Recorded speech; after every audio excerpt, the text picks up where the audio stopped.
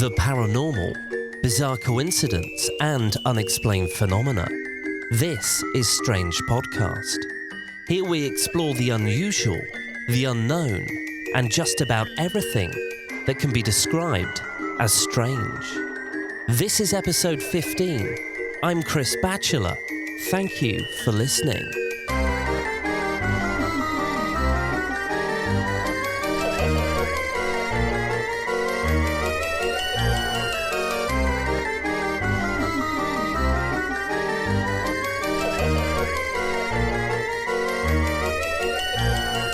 Sometimes in life, seemingly random decisions made with no pre-thought or plan seem to align in amazing synchronicity. Two or more separate happenings are brought together by fate and against all odds share a similarity. I have for a long time now been fascinated by coincidence. Most of us have heard of unbelievable stories or even experienced a striking coincidence for ourselves. Is coincidence really just random? Or does fate exist? And is something bigger going on?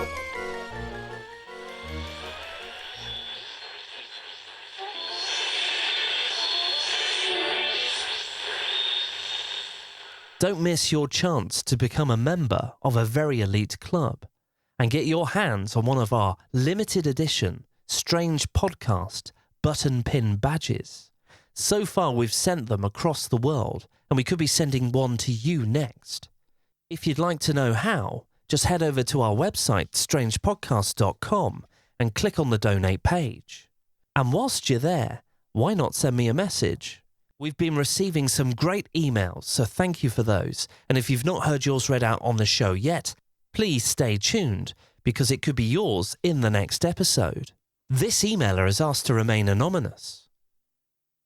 I used to live at Wood Norton near Evesham. Wood Norton was once owned by the Duke of Orleans in the 19th century. He kept a menagerie of lions, tigers, panthers and bears. As I grew up there, I was always aware that there was something which used to keep just out of sight in the depths of the woods. On a very memorable occasion, I can remember that I was with my late dad in the depths of the woods when we caught sight of something big, disturbing the trees and bushes. All we heard was the soft tread of footsteps of a very large animal and a deep throaty growl and even very loud purring. Before what I can only assume was either a lion, a tiger or a panther headed back into the depths of the woods. Now, as far as I'm aware, whatever it was in the woods has never been caught and still to this day is there.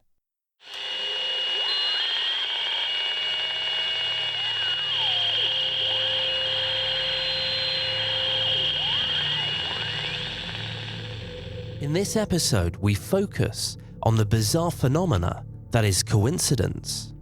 During my research, I've discovered some amazing stories of coincidence, and here I bring you the best. We'll start with a story which many cite as being a perfect example of coincidence, and this story is used often to explain what coincidence really is. In the 1920s, the famous American novelist Anne Parrish, celebrated mainly for her successful children's books, was visiting the city of Paris with her husband and spending some idle time in several old bookstores. She suddenly noticed a favourite book from her own childhood entitled Jack Frost and Other Stories. Anne remarked to her husband how much she had enjoyed the book as a young girl and opened it, at which point she was amazed to see her own name and childhood address written inside the front cover. The book was indeed the very same copy she'd owned as a child and had no idea how it had made its way across the Atlantic in the intervening years.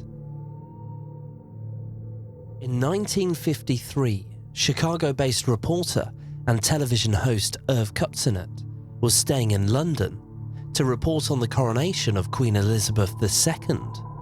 While he was at the Savoy Hotel in London, he found a letter in his room belonging to a friend of his, Harry Hannin. Irv took the items home, intending to give them to his friend when he returned to America. But before he could do so, he received a letter from Harry, who was the manager of the Harlem Globetrotters at the time, explaining that he too had made a discovery in a hotel room at more or less the same time he was staying in. While staying at a hotel in Paris, Harry had discovered a tie in his room, clearly marked as the property of, you've guessed it, Irv Kupcinet. Morgan Robertson's novel, entitled Futility, is an engaging fictional account of the ill-fated voyage of the RMS Titanic. Futility, or Wreck of the Titan, recounts the many elements that makes the Titanic a truly epic story. The iceberg, the lack of lifeboats, the number that perished. But the most spectacular detail of Robertson's retelling of the Titanic story is that it was actually written in 1898, a full 14 years before the actual Titanic had even set sail. Was this just a bizarre coincidence, or some kind of premonition?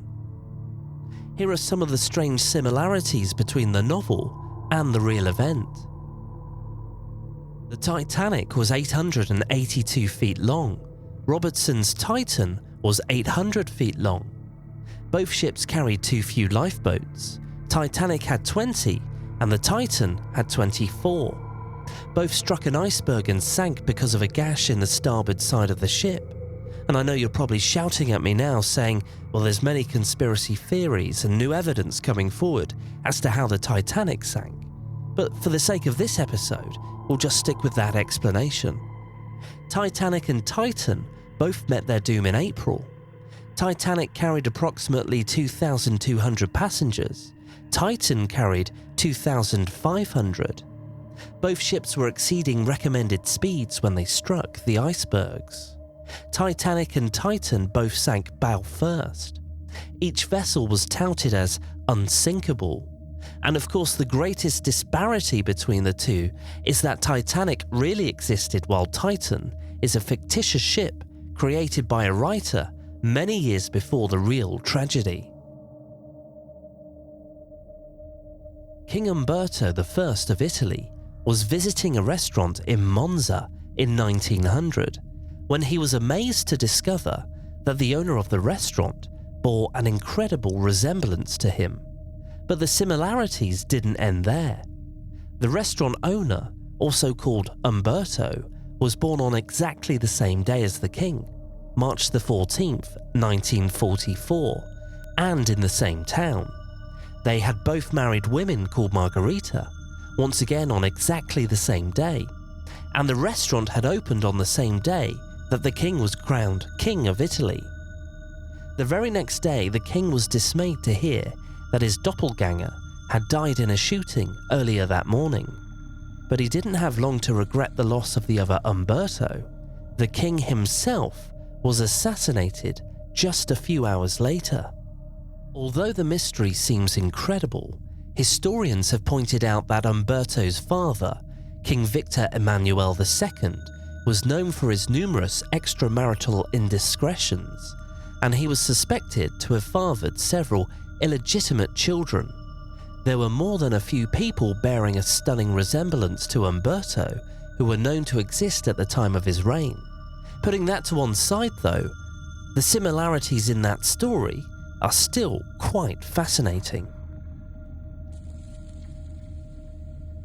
Choir practice at the Westside Baptist Church in Beatrice, Nebraska always began at 7:20 on a Wednesday evening.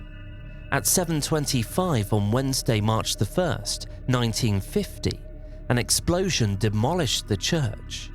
The blast forced a nearby radio station off air and shattered windows in surrounding homes. But every one of the choir's 15 members escaped injury, saved by a fortuitous coincidence. All were late for practice. Considering the devastation of the explosion, it was not surprising that some attributed the near miss to divine intervention. They supposed rightly that the odds of a unanimous lateness were slim indeed, especially when the reasons were examined. Car trouble delayed 2 women.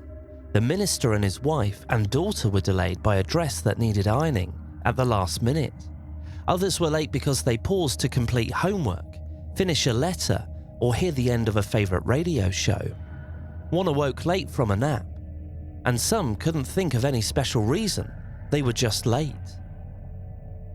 It is impossible to calculate the precise odds for all these events occurring at once, but past performance indicated that each person would be late for practice 1 time in 4, producing a 1 in a million chance that the entire choir would be late that night.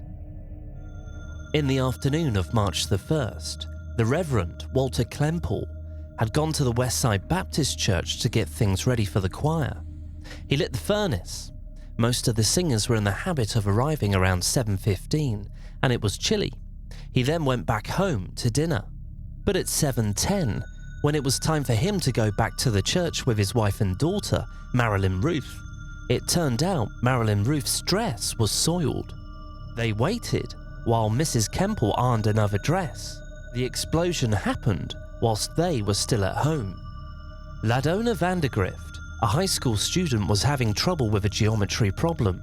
She knew practice began promptly and always came early, but she stayed to finish the problem.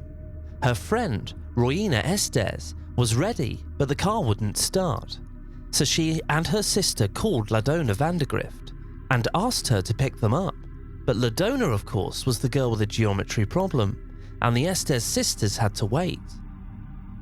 Herbert Kipf, who was a lathe operator and member of the choir, would have been ahead of time, but he had to stay and write an important letter. "I can't think why," he said, but he lingered over writing it for some time. It was a cold evening, and Joyce Black, another member of the choir, feeling just plain lazy, in her own words, stayed in her warm house until the last possible moment. She was almost ready to leave when the explosion happened. Because his wife was away, machinist Harvey Owl was taking care of his 2 boys. He was going to bring them to practice, but somehow he got delayed talking to a friend. When he looked at his watch, he saw he was already late. Marilyn Paul, the pianist, had planned to arrive half an hour early. However, she fell asleep after dinner, and when her mother tried to wake her at 7:15, she only had time to tidy up and start out. Mrs. F.E. Paul, the choir director and mother of the pianist, was late simply because her daughter was. She had tried to unsuccessfully awaken the girl earlier. High school girls Lucille Jones and Dorothy Wood were neighbours and always went to practice together. Lucille was listening to a 7 to 7:30 radio program and broke her habit of promptness because she wanted to hear the end. Dorothy was waiting for her. At 7:25, with a roar heard in almost every corner of Beatrice, the Westside Baptist Church blew up. The walls fell outward, the heavy wooden roof crashed straight down. But because of such matters as a soiled dress, a catnap, an unfinished letter, a geometry problem, and a stalled car, all of the members of the choir were late, something which had never occurred before. If you have any thoughts or comments about this episode, or coincidence in general, then why not share them on our website, strangepodcast.com/episode 15. You can also find us on Facebook and Twitter. Until next time, thank you for listening.